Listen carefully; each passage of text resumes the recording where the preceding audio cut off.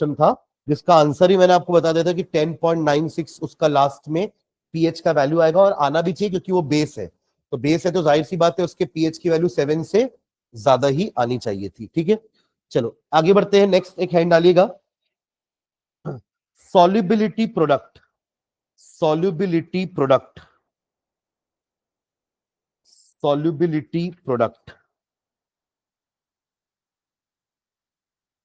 Solubility product. As the name suggest, कोई salt है जो सॉल्युबल हो रहा होगा, है ना, तो उसके आयंस के कंसंट्रेशन के प्रोडक्ट को हम क्या बोलेंगे? Solubility product. हैंड डालेंगे, सॉल्युबिलिटी प्रोडक्ट।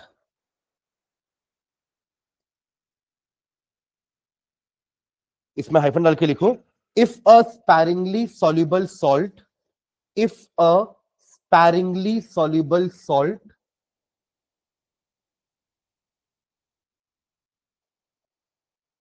Solubility product. क्या लिखा आपने? If a sparingly soluble salt. Sparingly मतलब जो कंप्लीटली डिसॉल्व नहीं हो रहा है। अगर वो कंप्लीटली डिसॉल्व हो जाएगा तो फिर इक्विलिब्रियम कहां से आएगा? हमको तो यहाँ पे सॉल्युबिलिटी का, इक्विलिब्रियम का मतलब क्या है कि सॉल्यूट जब सॉल्वेंट में जाके मिक्स हो रहा है तो वो सॉल्यूशन के साथ क्या करने वाला है? एक इक्विलिब्रियम स्टैब्लिश करने वाला है। अगर सारा का सारा सॉल्यूट डिसॉल्व हो जाएगा तो इक्विलिब्रियम कहां से स्टैब्लिश होगा? मतलब वो तो फिर इरिवर्सिबल प्रोसेस हो गया ना। तो अपन वैसे भी इक्विलिब्रियम तो एक रिवर्सिबल प्रोसेस में ही पढ़ते हैं। तो स्पैरिंगली सॉल्युबल सॉल्ट का मतलब क्या होगा? यहां पे सॉल्युबिलिटी, यानी कि उस प्रोसेस को अपन एक्चुअली डिसोल्यूशन बोलते हैं। क्या बोलते हैं? डिसोल्यूशन। कोई चीज का अगर पानी में या कोई भी सॉल्वेंट में डिसॉल्विंग प्रोसेस हो रहा है, सॉल्युबिलिटी हो रही है, तो उस प्रोसेस को अपन डिसोल्यूशन बोलते हैं, और तब वो जाके बनता है सॉल्यूशन।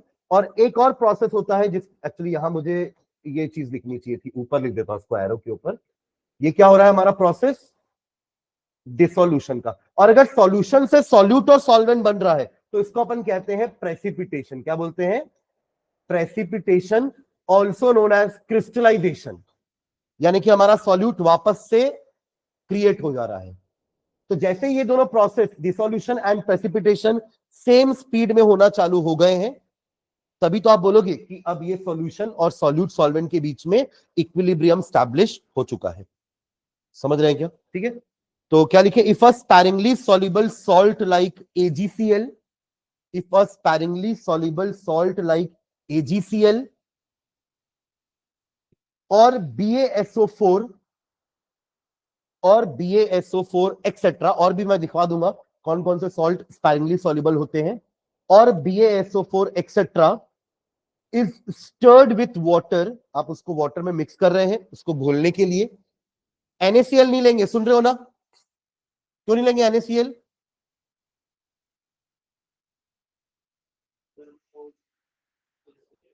क्योंकि वो कंप्लीटली डिसॉल्व हो जाएगा।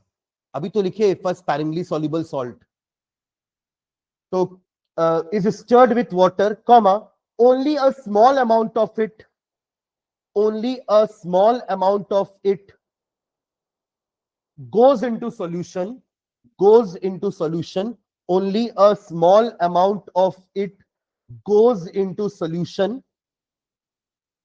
while most of the salt remains undissolved, while most of the salt remains undissolved।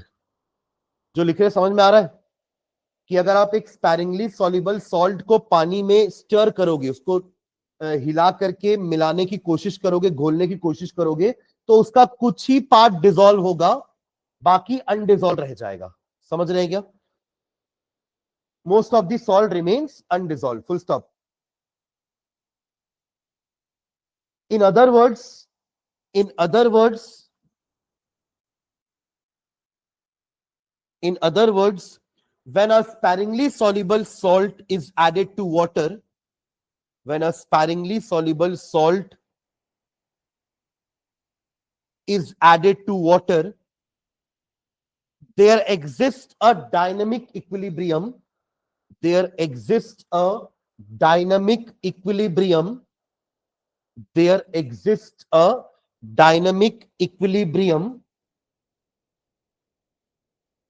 between the undissolved solid salt, between the undissolved solid salt,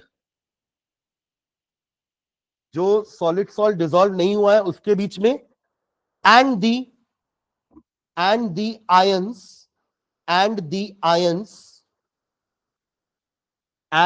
ions which it furnishes in solution, and the ions which it furnishes in solution.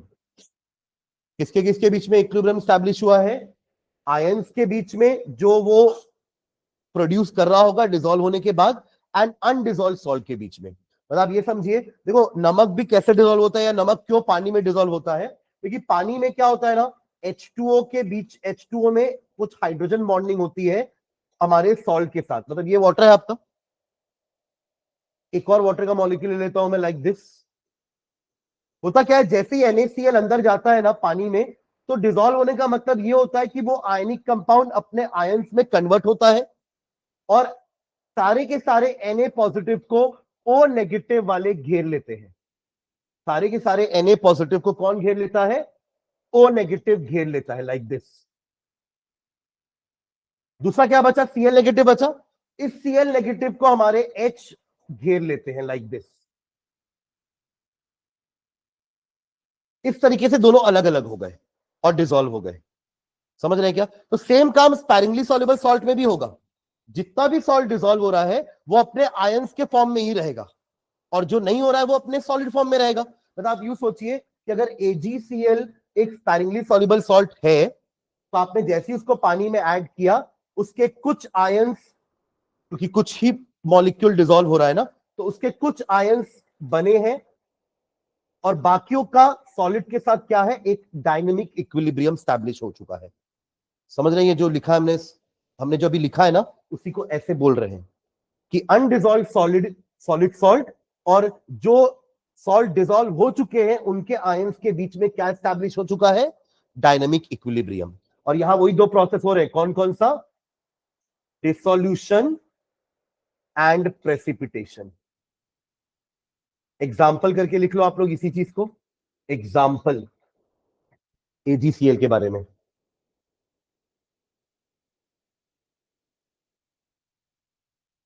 ठीक है, अब equilibrium तो establish हो गया ना, तो equilibrium का अपन क्या निकालते हैं? इक्विलिब्रियम कांस्टेंट निकालते हैं. तो K क्या हो जाएगा इसके लिए? What will be K? Concentration of Ag positive, concentration of Cl negative divided by concentration of AgCl. पर अगेन AgCl तो हमारा प्योर सॉलिड है. याद रखना, प्योर सॉलिड और pure liquid, pure solid and pure liquid के लिए कंसंट्रेशन क्या होता है? कांस्टेंट. हाँ हाँ, 1 ले लेते हैं, पर अभी कांस्टेंट बोलते हैं. ऐसे तो 1 ही लेते हैं अपन. ठीक है, अब ये कांस्टेंट है, ये भी कांस्टेंट है. कांस्टेंट इनटू कांस्टेंट, एक नया कांस्टेंट आएगा.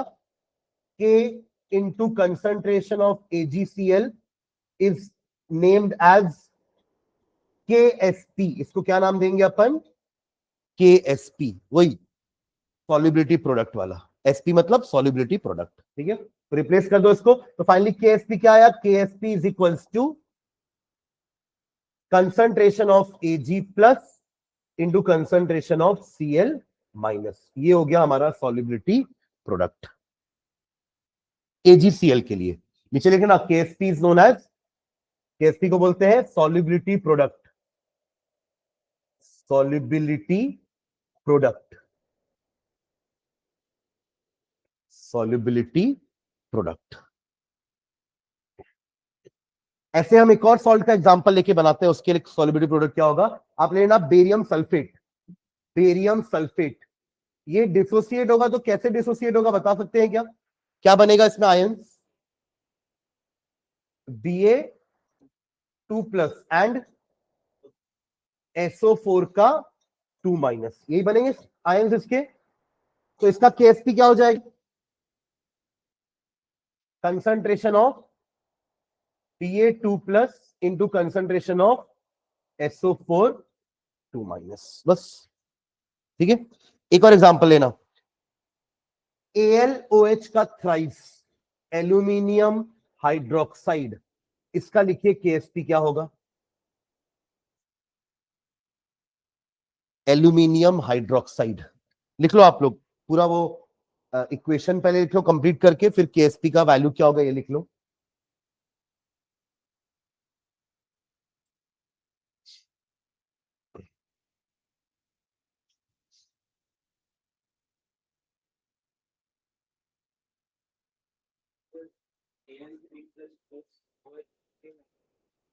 OH3 माइनस, OH1 माइनस होता है, Al3 plus plus OH1 minus, ऐसा बोल रहे हो?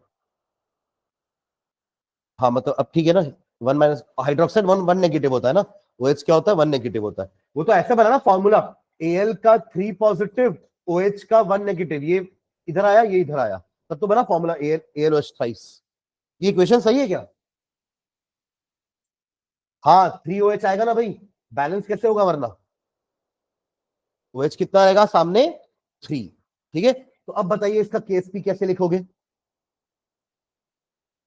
Al3 प्लस का कंसंट्रेशन और इंटू OH माइनस का कंसंट्रेशन का होल क्यूब, ये नहीं भूलेंगे ना, इसलिए ये वाला एग्जांपल दिया था मैंने।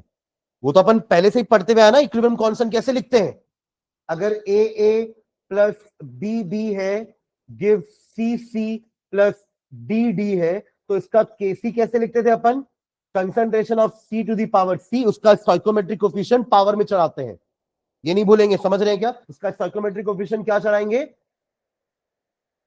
पावर में, upon A B to the power B.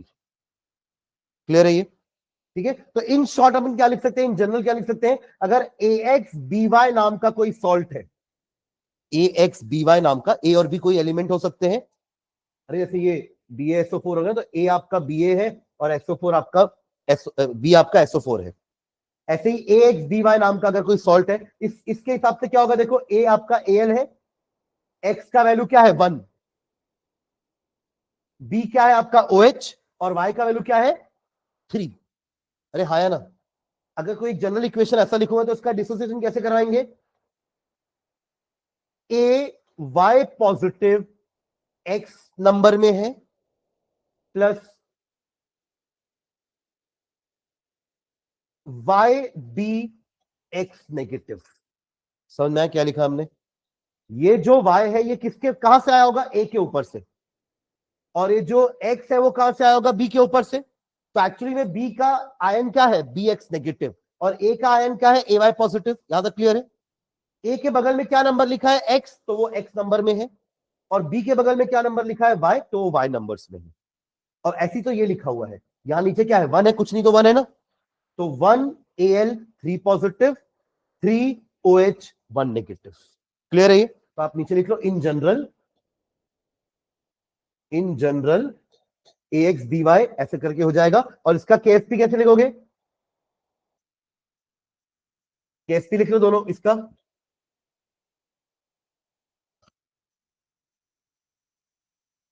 KSP,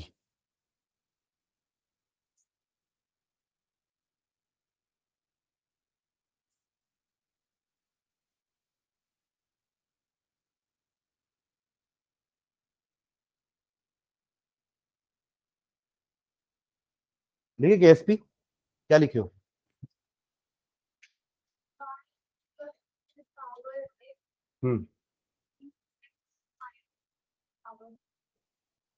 ठीक है, जो भी उनका स्टोइकोमेट्रिक कोफिशिएंट है वो पावर में चढ़ाएंगे ना, ठीक है। चलो तो इसको डिफाइन करते हैं, KSP का डेफिनेशन नीचे लिखना, solubility product of an electrolyte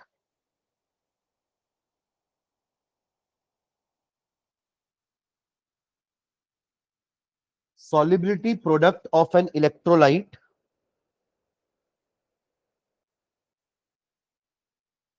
at a specified temperature, at a specified temperature, ऐसा क्यों लिखा अपन ने at a specified temperature,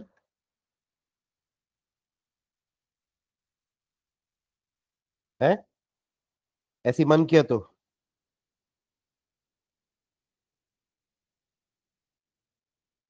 क्योंकि टेम्परेचर चेंज करोगे तो सॉलिबिलिटी चेंज हो जाती है ना, सॉलिबिलिटी इंक्रीजेस या डिक्रीजेस एज वी इंक्रीज और डिक्रीज दी टेम्परेचर। गर्म पानी में शक्कर ज्यादा डिसॉल्व हो जाती है इन कंपैरिजन टू ठंडा पानी। तो टेम्परेचर को कांस्टेंट रख के स्टडी करोगे, अदरवाइज टेम्परेचर चेंज होगा तो आपको समझ में नहीं आएगा कि ये सॉलिबिलिटी टेम्परेचर के कारण चेंज हो रही है कि एक्चुअली में इसकी सॉलिबिलिटी यही होती है। इससे टेम्परेचर को कांस्टेंट रख के अपन सॉलिबिलिटी का एक्सपेरिमेंट करते हैं, वरना टेम्परेचर चेंज होगा तो सॉलिबिलिटी चेंज हो जाएगी। ठीक है, तो क्या लिखे, solubility product of an electrolyte is at a specified temperature may be defined as the product of may be defined as the product of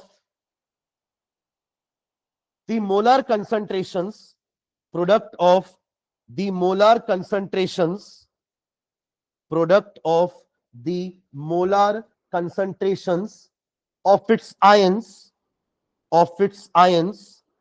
product of molar concentration of its ions product of molar concentration of its ions comma each concentration terms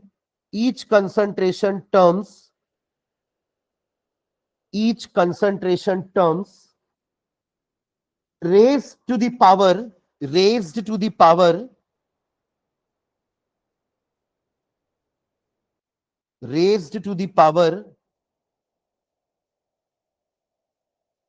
equal to the number of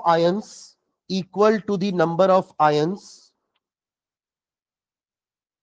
each concentration terms raised to the power equal to the number of ions produced on dissociation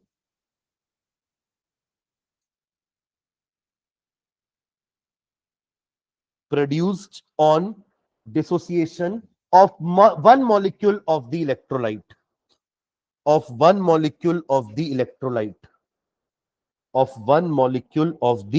electrolyte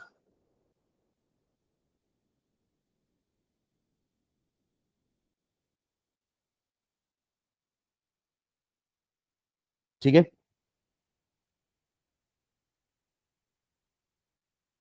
नीचे लिखो, note करके एक point लिख लेना, note करके लिखो, with the help of solubility product with the help of solubility product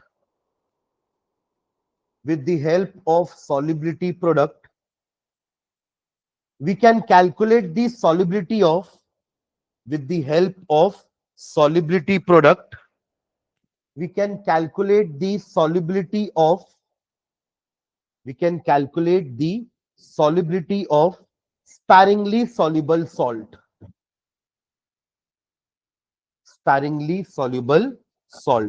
अगर इसकी वैल्यू मुझे पता है KSP की वैल्यू, तो हम उसकी सॉलिबिलिटी निकाल सकते हैं किसी भी सॉल्ट की। We can calculate the solubility of sparingly soluble salt। उसके लिए केस 1 लिखना, case 1 salt of the type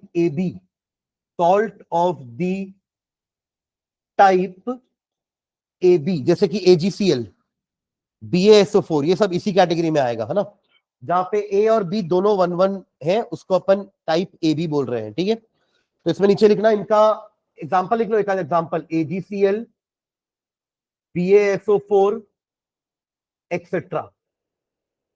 NaCl नहीं लिखेंगे ना, मैंने आपको कहा ना NaCl नहीं होगा, बिकॉज NaCl तो आपका स्पायरिंगली सॉल्युबल सॉल्ट नहीं है, वो एक कंप्लीटली सॉल्युबल सॉल्ट होगा। समझ रहे हैं क्या? तो salt of the type AB में AgCl BaSO4 हमारा एग्जांपल हो जाएगा। अब इसमें होगा था, अगर एक AB नाम का सॉल्ट है तो वो A पॉजिटिव और B नेगेटिव में डिसोसिएट होगा, हाँ या ना? उसके जितने भी मॉलिक्यूल डिसॉल्व हो रहे होंगे वो डिसॉल्व होने के बाद तो यही बनेंगे, और जो नहीं डिसॉल्व होंगे वो सॉलिड फॉर्म में पड़े रहेंगे वहीं पर सॉल्यूशन में ही। तो इसके लिए अपन ये मान लेते हैं कि इसका X मॉलिक्यूल डिसॉल्व हुआ है। इसका क्या हुआ है तो पहले रिएक्शन लिख लो।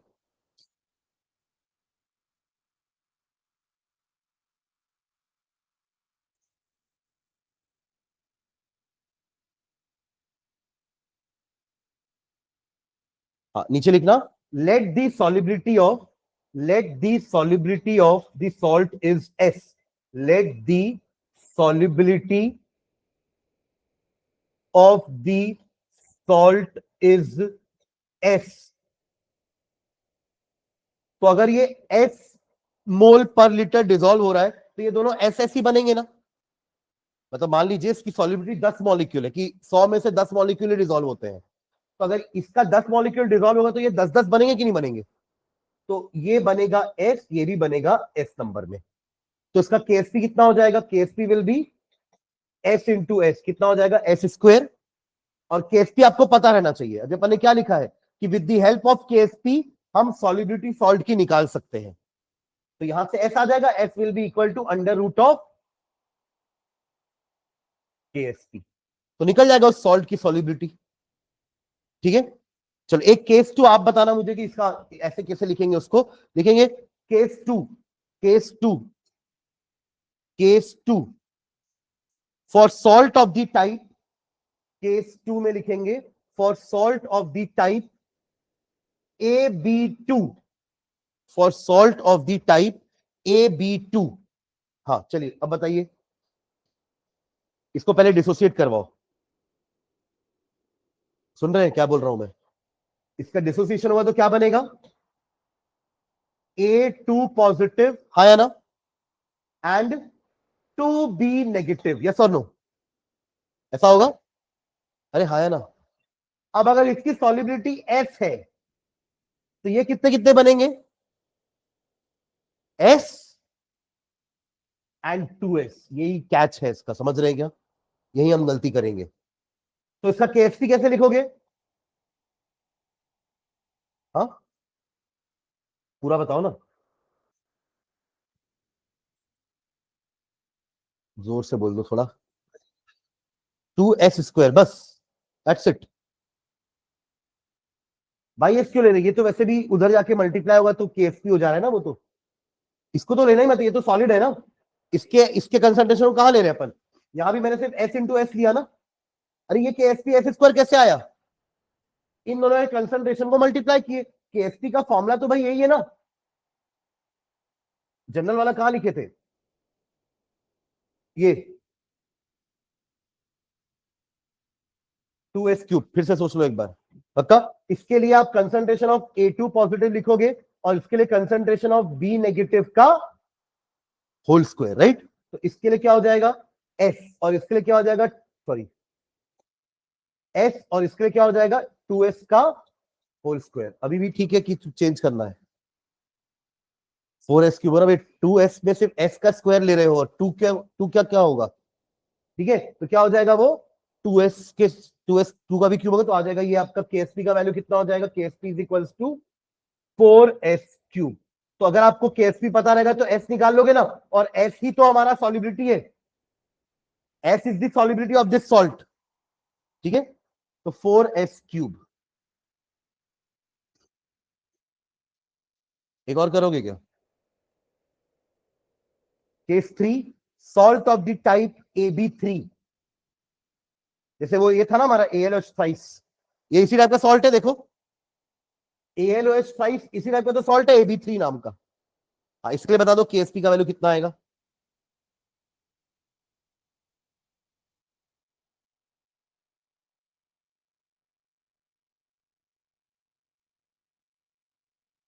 है जी? बाप रे, मेरे को लगा अब तो कम से कम सही करेंगे अपन।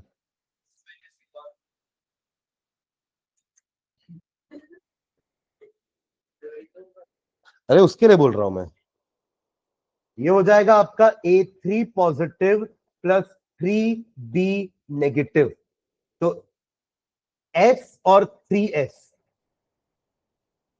तो S इंटू 3S का स्क्वायर ही कर दिया ना भाई साहब ने। तो ये हो जाएगा 27S का पावर 4, 27S का पावर 4। और ये आपका KSP।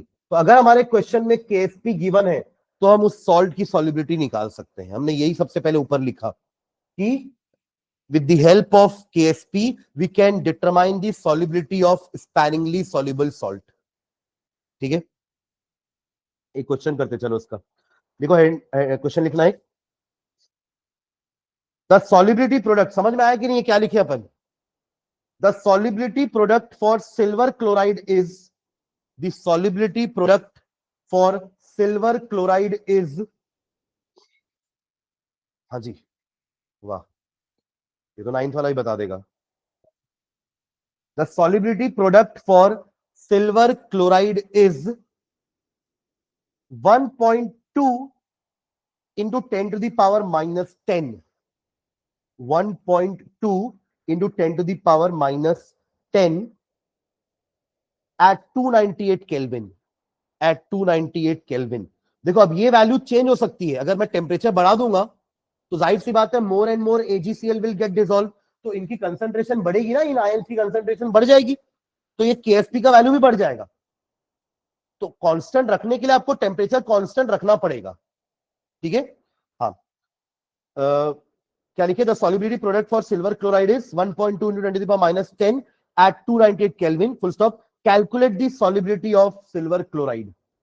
Calculate the solubility of silver chloride at 298 Kelvin. Calculate the solubility of silver chloride at 298 Kelvin. कोई बुक रखा है क्या NCERT? दिशा रखे हो गया बुक?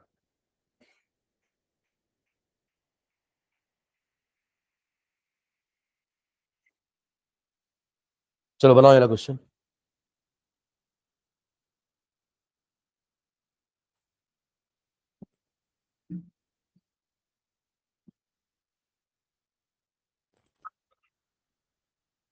ये कौन सा टाइप वाला सॉल्ट है? AB टाइप का ना, सीधा आप KSP is equals to S square लेके सॉल्व कर सकते हो। एक्चुअली में आपको बस उसका अंडर रूट लेना है इसका।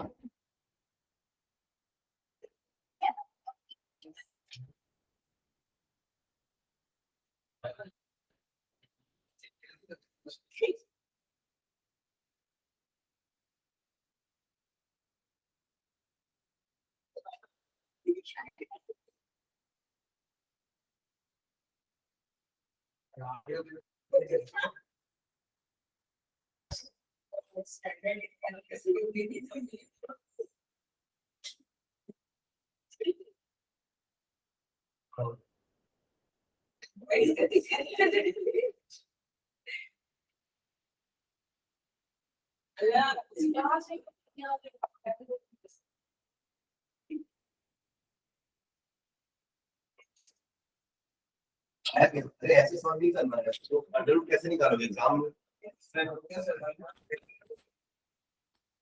1 point into 10 to the power minus 5, ठीक है।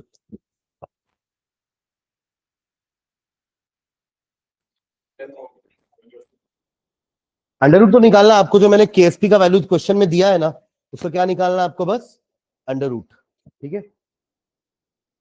पर एग्जाम में आएगा तो आप ऐसा करके दिखाएंगे प्रॉपर कि AgCl ऐसे डिसोसिएट होता है Ag positive and Cl negative में, let it solubility be S, तो ये S मॉलिक्यूल सॉल्युबल हो रहा है तो ये दोनों SS बनेंगे, तो KSP क्या हो जाएगा इसके लिए, S स्क्वायर, और KSP क्वेश्चन में दिया हुआ है 1.2 into 10 to the power minus 10, और ये S स्क्वायर होता है। ऊपर अपन लाइन लिख देंगे, let the solubility of AgCl is S mole per liter, ठीक है। बस अब S के लिए अंडर रूट निकाल देना, under root of 1.2 into 10 to the power minus 10, ये 10 टू द पावर माइनस 10 बाहर आके 10 टू द पावर माइनस 5 हो जाएगा, है ना। और 1.2 का आपको अंडर रूट निकालना पड़ेगा, जो कि कितना बोले आप लोग, 1.09 into 10 to the power minus 5 mole पर लीटर। ये हमारा हो गया उस सॉल्ट का सॉलिबिलिटी। क्लियर है?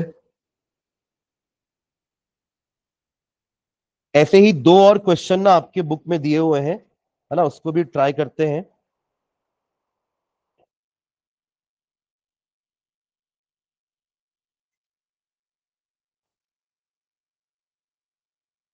क्वेश्चन है, देखेंगे, the value of KSP of two sparingly soluble salt, the values of KSP of two sparingly soluble salts, दो सॉल्ट लिया है, एक निकल हाइड्रोक्साइड है NiOH ट्वाइस एंड दूसरा है AgCN, two sparingly soluble salt nickel hydroxide and AgCnR, and AgCnR इनकी values लिखते हैं, R 2 इंटू 10⁻⁻15 और इसके लिए 6 इंटू 10⁻⁻17 है क्या, हाँ -17, ठीक है। ये इन दोनों की सॉल्युबिलिटी की KSP का वैल्यू दिया हुआ है। क्वेश्चन है which is more soluble, explain, which is more soluble, explain, ठीक है। एक सॉल्ट आपका AB टाइप का है और एक सॉल्ट आपका AB2 टाइप का है, दोनों का सॉल्युबिलिटी निकालिए S, कंपैरिजन करके पता चलेगा किसकी सॉल्युबिलिटी ज्यादा है, निकालो।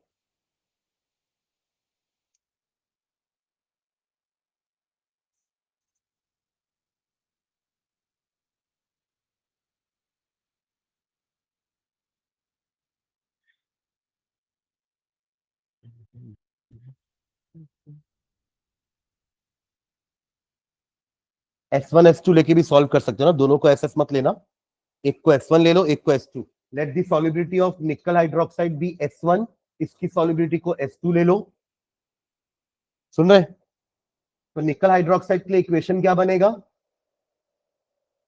Ni2 plus plus 2OH negative, तो इसके लिए KSP इज इक्वल्स टू क्या लिख सकते हो आप, S1 इंटू 2S1 का स्क्वायर, ऐसा कर रहे हो। इसके लिए क्या दी हुई है, 2 into 10⁻⁻15 is equals to 4S1 cube, cube root निकालना है।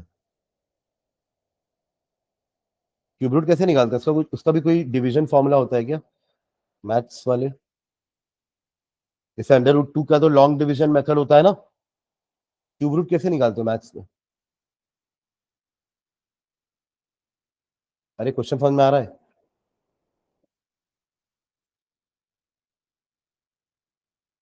देखिए S1 निकालने के लिए आपको 2/4 यानी कि ये तो 1/2 हो जाएगा, यानी कि 0.5 इंटू 10⁻⁻15 का क्या निकालना पड़ेगा, क्यूब रूट।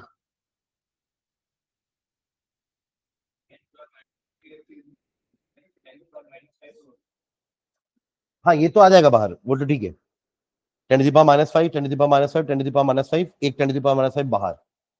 अब जो बच गया उसको क्या करोगे, 0.5 का पावर 1/3 ऐसे लिख सकते हैं ना इसको, ये पता है कि नहीं, मैथ्स में ऐसा लिखते हैं ना, √4 को आप 4⁻1/2 लिख सकते हो ना, तभी तो 2 आता है ना, कि 2 का स्क्वायर होता है और ये कैंसिल होकर के क्या बचा, 2। तो ये काम तो हम 3 में भी कर सकते हैं, किसी का 4th रूट आएगा तो भी सेम काम करेंगे, किसी का 5th रूट आएगा तो भी सेम काम करेंगे, बस ये 2 की जगह 3 4 5 होता जाएगा। अब समझ रहे हो मैं क्या बोल रहा हूं, क्योंकि ऐसा कोई मैथ्स में अपने तो फॉर्मुला नहीं पड़ा है कि 0.5 का रूट, क्यूब रूट कैसे निकालेंगे।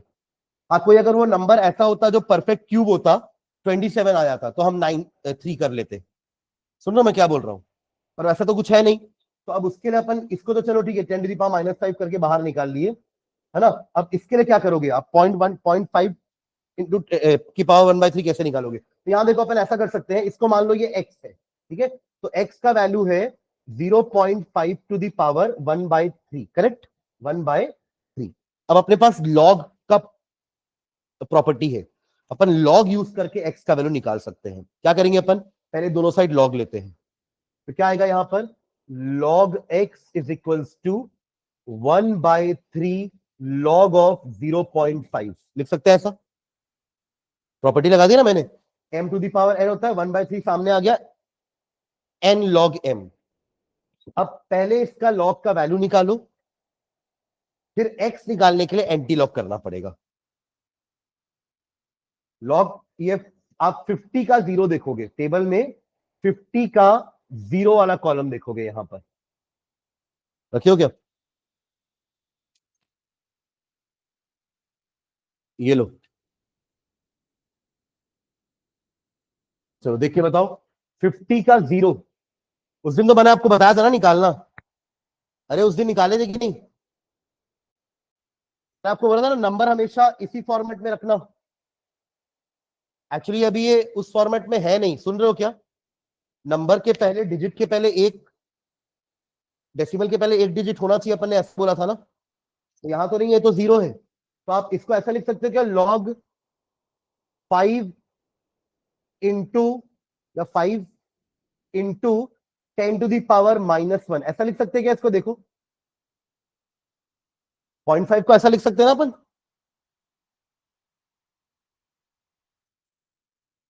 1/3 log of 5 plus log of 10⁻⁻1, -1 सामने आ जाएगा। 1/3 log of 5 -1, log 10 1 होता है। हाँ, अब बताइए log 50 का 0 कितना आ रहा है? 6990। तो 0.6990, 0.6990, ठीक है। तो ये माइनस करोगे, इसके साथ -1 करो, डिवाइड बाय 3 करो, ये हमारा आ जाएगा लॉग एक्स का वैल्यू 0. हाँ ले सकते हो 0. हाँ वो 3 कट कट भी जाएगा ना, ये 3 कैंसिल हो जाएगा ना।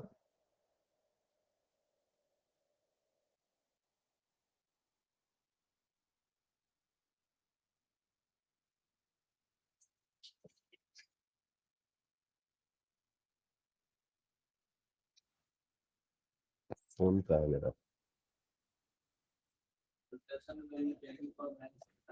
क्या बोल रहे? नहीं अभी एस वन का वैल्यू निकाले कहा है अपन? अभी तो पहले लॉग एक्स निकला है ना, ये लॉग निकाल के तो अभी आपने लॉग एक्स निकाला है। एक्स निकालने के लिए आपको एंटी लॉग करना पड़ेगा।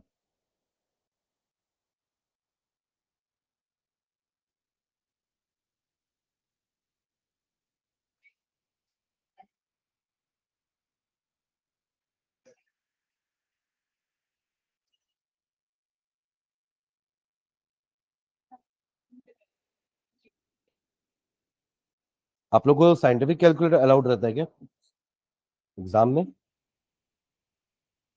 साइंटिफिक ही ना, तो उसमें आप निकाल सकते हो तुरंत। हम्म।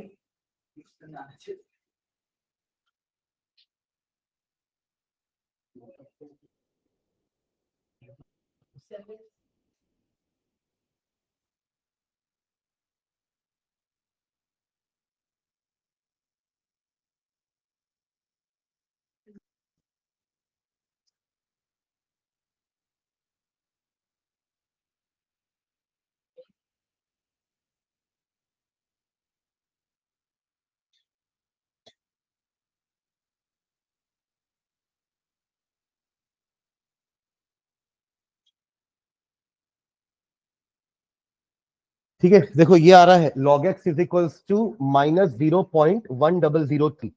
इसको माइनस करके 3 से डिवाइड भी कर दिया तो ये आ रहा है। अभी x निकालने के लिए क्या करना पड़ता है, देखो एंटी लॉग करेंगे।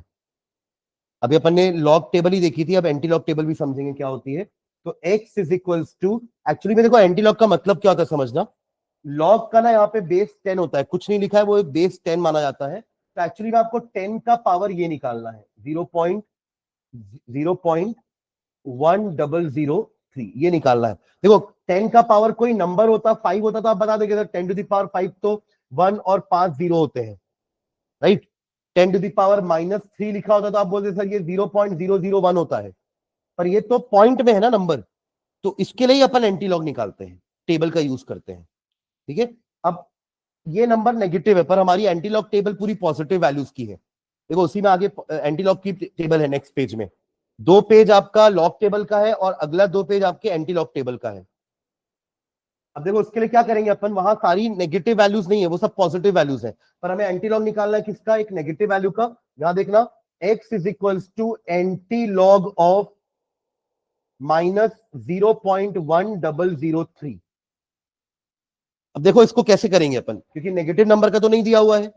तो उसके लिए आप क्या कर सकते हो, नेगेटिव नंबर का एंटीलॉग कैसे निकालेंगे, 0.1003 में नियरेस्ट जो अपना नंबर है इंटीजर +1 -1 कर देंगे। ऐसा कर सकते हैं, कोई फर्क नहीं पड़ेगा, +1 -1 तो वैसे भी कैंसिल होने वाला है। ठीक है, तो अब क्या करोगे, 1 माइनस इसको करना, कितना नंबर आएगा ये, अच्छा ये -1 है ना, हाँ 1 माइनस करो, ये कितना हो जाएगा वैल्यू हमारी,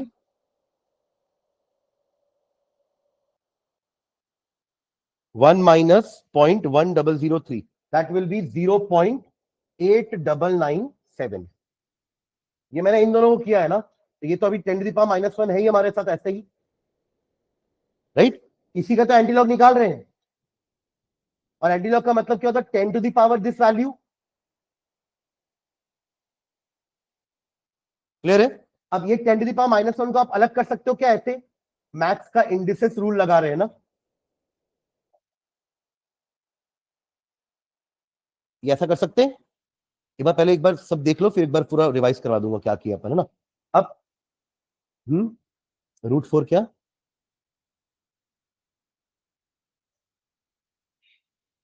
√4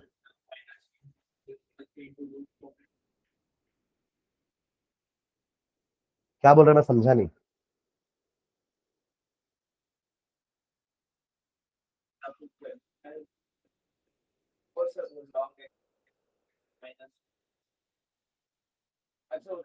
ओहो,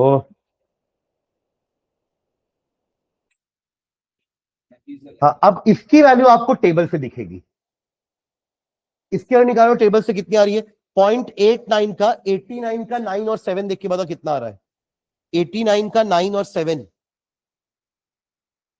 89 का 9 कितना आ रहा है पहले ये बताओ, 7,925, और उसका 7 मीन डिफरेंस आगे का कॉलम,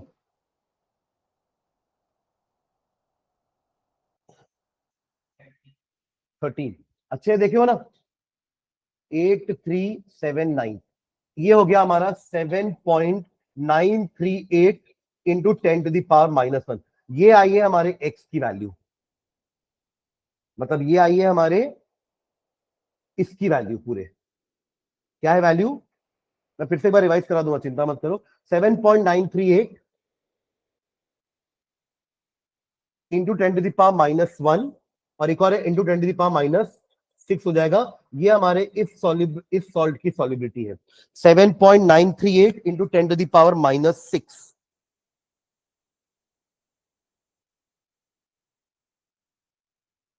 अब देखो क्या क्या किए वापस से शुरू से, देखो इधर, अब अपने पास ये √3 निकालने का कुछ फॉर्मूला नहीं था, तो हमने क्या कर दिया, इस पूरे को x ले लिया, और लॉग लेकर के हमने दोनों साइड लॉग लेकर के इसकी लॉग की वैल्यू निकाली, और जो भी लॉग की वैल्यू आई है उसका एंटीलॉग निकालते हैं अपन, तब x का वैल्यू आएगा। ठीक है, तो अब नेगेटिव नंबर का एंटीलॉग होता नहीं है, तो अपन ने उसको पॉजिटिव में कन्वर्ट करने के लिए उसमें +1 -1 कर दिया। अब +1 और इसकी वैल्यू आती है आपकी पॉजिटिव, और ये 10⁻⁻1 अलग चला गया। अब इसकी वैल्यू हमने निकाली टेबल से, तो देखो एंटीलॉग निकालने के लिए नंबर हमेशा इसी फॉर्मेट में होना चाहिए, और लॉग निकालने के लिए नंबर हमेशा इस फॉर्मेट में होना चाहिए। डेसिमल के पहले एक डिजिट होनी चाहिए, यहां पे डेसिमल के पहले कोई डिजिट नहीं होनी चाहिए, तब हम अपने आंसर को एक पॉइंट के बाद लिखते हैं, और यहां अपने आंसर को सीधा लिख करके एक पॉइंट लगा देते हैं, दोनों उल्टा है। इसके लिए नंबर ऐसा होना चाहिए, आंसर ऐसे लिखेंगे, एंटीलॉग के लिए नंबर ऐसा होना चाहिए, लिखेंगे आंसर ऐसे एक पॉइंट लगाने के बाद, उल्टा। लॉग में हमको नंबर ऐसा चाहिए होता है, और आंसर उसका हम ऐसे लिखते हैं, एंटीलॉग में हमें नंबर इस फॉर्म में चाहिए, हम आंसर इस फॉर्म में लिखते हैं। ठीक है, चलो ऐसे दूसरे सॉल्ट का भी निकालते हैं। दूसरा सॉल्ट का तो मेरे ख्याल से अंडर रूट ही लेना पड़ेगा ना, क्या आएगा देखो, AgCN, AgCN, Ag positive and Cn negative, ये हो जाएगा आपका KSP is equals to S²। ठीक है, अरे इधर इधर, तो S क्या हो जाएगा आपका अंडर रूट में KSP, तो इसका तो अंडर रूट ही निकालना पड़ेगा। क्या है वैल्यू इसकी, एजीसीएन के केएसपी की वैल्यू क्या दी हुई है? 6 × 10⁻⁻17। ठीक है, तो क्या कर सकते हैं इसका निकालने के लिए वैल्यू? 1 × 10⁻⁻1 अंदर रहने दो, 16 का 8 हो जाएगा बाहर। अरे हाँ या ना? तो एक अंदर अंदर ये, तो अंदर क्या बचा? 0.6 बचा अंदर, और बाहर आ गया 10⁻⁻8। समझ रहे क्या किया अपन ने? इसको 10⁻⁻17 को मैंने 10⁻16 इंटू 10⁻−1 कर दिया, और ये -16 बाहर आ गया -8। अंदर जो -1 बचा है वो उसने 6 को क्या बना दिया? 0.6। ठीक है, अब 0.6 का अंडर रूट आपको निकालना पड़ेगा डिवीजन मेथड से। निकालो, कितना आएगा? कितना? 0.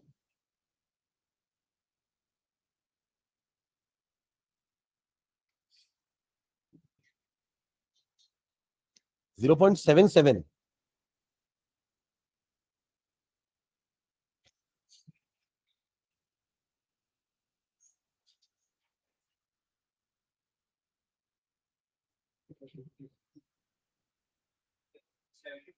ठीक है, 0.77 इंटू 10⁻−8।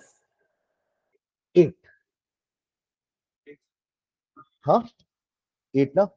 तो इसका कितना आ रहा था वैल्यू? 10⁻−6 था, और ये 10⁻−8 है। चलो आप इसको अगर 7 पॉइंट भी कर दोगे, 7.7 अगर स्टैंडर्ड फॉर्म में लिख रहे हैं, तो भी ये कितना आएगा आपका? 10⁻। हाँ, इसको ऐसा करने के लिए क्या करोगे?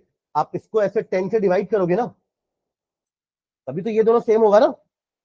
अरे हाँ है ना? तो ये ऊपर जाके 10⁻−9 होने वाला है, और हाँ है ना? तो किसकी सॉलिबिलिटी कम होगी? इसी की ये नंबर छोटा है कि ये वाला नंबर छोटा है?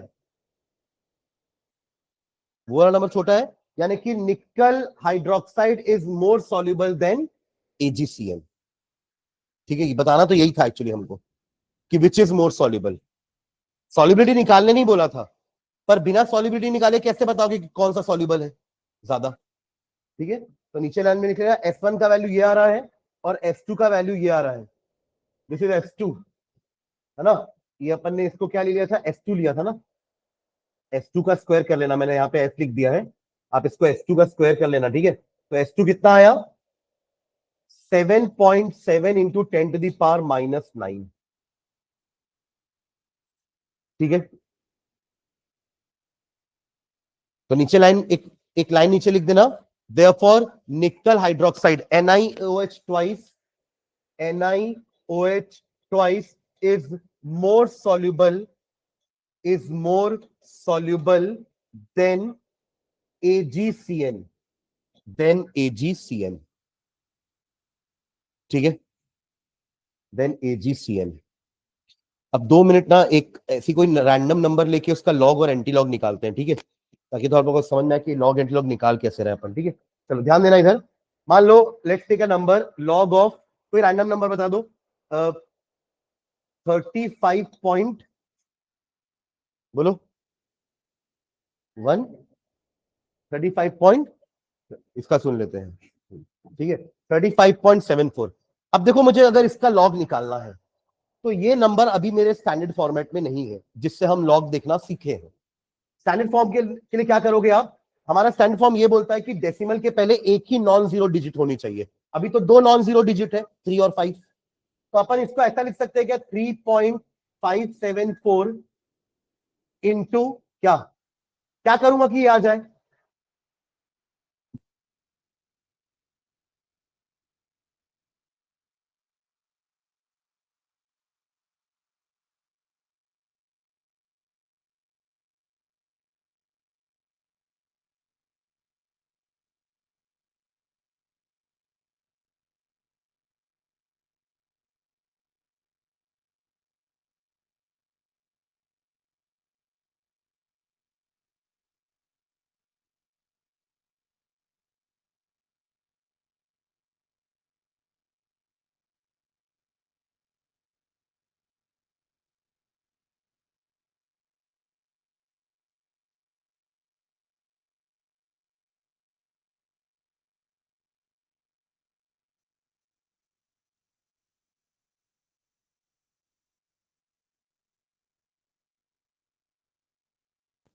अभी आ रही है?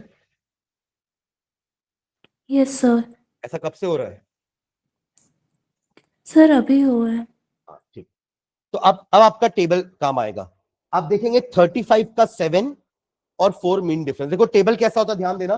टेबल आपका यहाँ पे 35 होगा, यहाँ पे आपके पास 0 से लेकर के 9 तक के नंबर्स होंगे और सबका एक एक कॉलम होगा। ये मैंने उस क्लास में भी, लास्ट क्लास में ही बताया था। उसके बाद फिर और पतले कॉलम होंगे और यहाँ 1 टू लेकर 9 तक के और नंबर्स होंगे। तो आपको 35 के रो में जाना है और 7 वाले कॉलम में जाना है और ये नंबर मुझे बताना है। फिर आपको यहां पर 4 वाले कॉलम में जाना है और ये वाला नंबर भी मुझे बताना है। इसको बोलते हैं मीन डिफरेंस। ये होता है हमारा मीन डिफरेंस, जो हम ऐड कर देते हैं इस नंबर में। पहले मुझे ये नंबर बताइए, 5 5 5 2 7 और ये वाला नंबर 5 5, यानी कि 5527 में 5 ऐड करूंगा तो 5532 आएगा। अब इसको लिखना है ऐसे और सामने लगा देना है पॉइंट। अब ऐड कर दो दोनों को। 1.5532 is the log of 35.74। Am I clear? है ना? अभी आप ये कैसे मान लोगे कि सर जो हमने ये किया है वो सही है या नहीं? एक तो आप गूगल करके देख सकते हो कि लॉग 35.74 क्या आएगा, वो सही बता देगा अगर मुझे मेरे पे डाउट लग रहा है तो। नहीं तो आप इसका एंटी लॉग करके देखो, दैट शुड कम दिस। अरे log anti log are opposite. सुन रहा हूं मैं क्या बोल रहा हूं? आप इस नंबर का क्या करके देखो, क्या हो गया? कौन सा? कौन सा 7? ये वाला? देखो वो जो लॉग टेबल है ना, वो 0 0 से लेकर के 9 9 तक है। मतलब दो दो डिजिट का तो हमको लॉग देखना ही है। उसके बाद जो थर्ड डिजिट है वो हमारा पहला कॉलम से निकलेगा और फोर्थ डिजिट हमारा अगले कॉलम से निकलेगा। इसलिए मैंने 35 का 7 लिया। और ये नंबर तो रैंडम इसने बोला ना, इसकी गलती है वो कि 7 क्यों लिया, है ना? पर अपन ने 7 यहां देखना है, वो समझ में आना चाहिए। थर्ड डिजिट हमको यहां से देखनी है, फोर्थ डिजिट हमें यहां से देखनी है। और अगर कोई नंबर में अगर आप बोल देते नहीं सर सिर्फ 35 का निकालो, हमको और तीसरा चौथा नंबर नहीं चाहिए, तो हम सिर्फ 35 का 0 देख के खत्म कर देते। 35 का 0 कुछ नहीं, तो 35 के बाद 0 तो है ना। 35 देखने अगर आप मुझे बोलते ना तो मैं पहले उसको 3.5 लिखता। क्या लिखता मैं उसको पहले? ऐसा लिखता पहले। अब मैं 35 का 0 देखता। लॉग 10 को मैं अलग से 1 लिख देता। लॉग 10 को मैं अलग से 1 लिख देता और 35 का क्या देखता? 0। और जो भी नंबर आता उसको मैं पॉइंट के बाद लिख देता। यहां तक क्लियर है? अब इसका एंटी लॉग निकालते हैं। अगर ये आया तो मैं सही कर रहा हूं। ठीक है, तो चलो एंटी लॉग निकालते हैं। Anti log of 1.5532। क्लियर है? अब एंटी लॉग के लिए ना हमें नंबर चाहिए 0.0, मतलब 0 पॉइंट के पहले नंबर नहीं आना चाहिए। तो क्या मैं इस नंबर को ऐसे लिख सकता हूं? देखना, एंटी लॉग ऑफ, अच्छा एंटी लॉग का मतलब क्या होता है? 10 to the power this number, जो कि आप नहीं निकाल सकते ना। 10 का पावर 1 होता है तो आप बोल देते सर 10 का पावर 1 तो 10 होता है, 10 का पावर 200 होता है, 10 का पावर 3000 होता है, पर 10 का पावर 1.5532 क्या होता है ये नहीं पता हमें, राइट? तो अब आप इसको अलग कर दो, 10 का पावर अलग कर दो और 10 का पावर 0.5532 अलग कर दो। ऐसा तो लिख सकते हैं इसको? अरे हाँ या ना? तब तो आप इन दोनों को ऐड करोगे यही नंबर आएगा ना। अब 10 को तो 10 रहने दो, उसको कुछ नहीं करना है। यहां अपन लगाएंगे एंटी लॉग का टेबल। तो अब आप देखना टेबल में, अब आपका टेबल यहां पे कैसा है? देखो एंटीलॉग का टेबल कैसा है? 0.00 से है टेबल, देखा? तो आपको उसमें देखना है 0.55 का 3 और 2 का मीन डिफरेंस। देखो कितना आ रहा है? 0.55 का 3 कितना आ रहा है? क्या आ रहा है?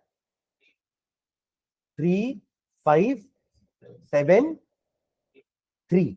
और 2 का मीन डिफरेंस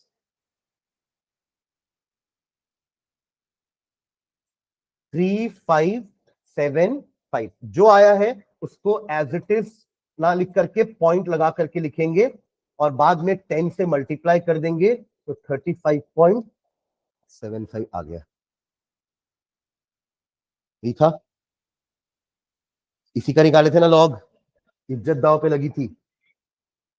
समझ रहे? तो वो इतना सा 34 74 था वो तो अप्रोक्सीमेटली, ठीक है। तो ये मेथड से करोगे ना तो आपका हो जाएगा, मतलब अगर टेबल वाला अगर आपके पास कंसेप्ट है, कुछ टेबल अगर अवेलेबल है तो हम ऐसे कर सकते हैं। बस ये ध्यान रखना कि एंटीलॉग अपन ऐसे नंबर का देखते हैं और लिखते समय अपन पॉइंट लगा देते हैं एक डिजिट के बाद, और लॉग अपन ऐसे फॉर्मेट में देखते हैं और लिखते ऐसे हैं। जो भी नंबर आपने ऐड वैड किया ना उसके बाद पॉइंट लगा के वो नंबर लिख देना। सुने क्या? और नेगेटिव वाले का मैंने अभी आपको पीछे बता दिया कि अगर कोई नेगेटिव का एंटीलॉग लिखने आ गया तो पहले उसको कोई नियरेस्ट इंटीजर से, उसके नियरेस्ट इंटीजर से प्लस माइनस कर देना ताकि वो नंबर पॉजिटिव हो जाए, और फिर ये पावर नेगेटिव में चला जाएगा। 10⁻⁻1 अपन लिखा था ना इसको पावर में, देखो ये, और फिर इसका अपन एंटीलॉग निकाला था टेबल से देख करके, ऐड वैड करके। क्लियर है ये एंटीलॉग, लॉग एंटीलॉग आपका 12th में भी काम आएगा ना, जब अपन 12th में इलेक्ट्रोकेमिस्ट्री चैप्टर पढ़ेंगे, काइनेटिक्स, उन सब में भी लॉग आएगा। यहाँ पे हमारा थर्मोडायनेमिक्स में थोड़ा बहुत लॉग था और थोड़ा बहुत इक्विलिब्रियम में लॉग है, ठीक है। हालांकि देखो क्वेश्चन अगर पेपर में आएगा तो आपको लॉग का वैल्यू क्वेश्चन में दे दिया रहेगा कि ये लॉग का वैल्यू होता है, तो आपको टेबल का